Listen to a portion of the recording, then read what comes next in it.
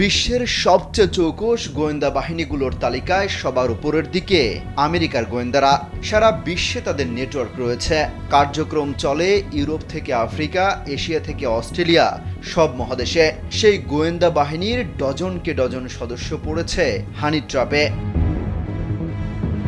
সংবেদনশীল তথ্য আদান প্রদানের জন্য সরকারি গোয়েন্দারা অত্যন্ত গোপন যে যোগাযোগ যন্ত্র ব্যবহার করেন, সেখানেই চলেছে অশ্লীল ও যৌনতাপূর্ণ আলাপ।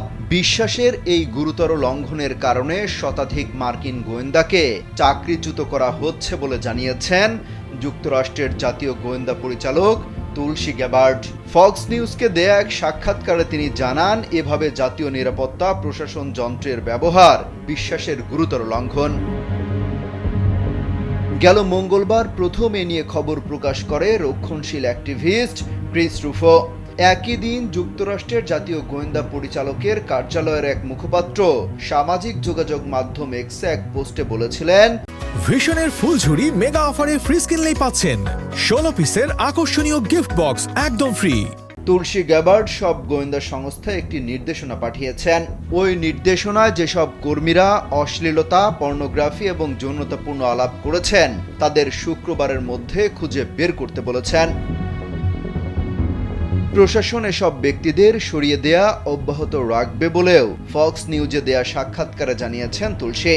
এদিকে সাবেক প্রেসিডেন্ট জো বাইডেন প্রশাসন যুক্তরাষ্ট্রের জাতীয় গোয়েন্দা সংস্থায় বৈচিত্র্যপূর্ণ যেসব উদ্যোগ নিয়েছিল সেগুলোর নেতৃত্বে যারা ছিলেন তাদের বরখাস্ত করার পদক্ষেপ নেওয়া হয়েছে।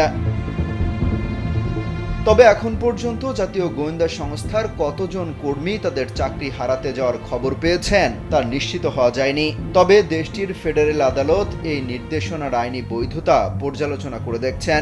এ কারণে চাকরিচ্যুতির নির্দেশের বাস্তবায়ন আটকে গেছে। অমিত হাসান রবিন, কালবেলা।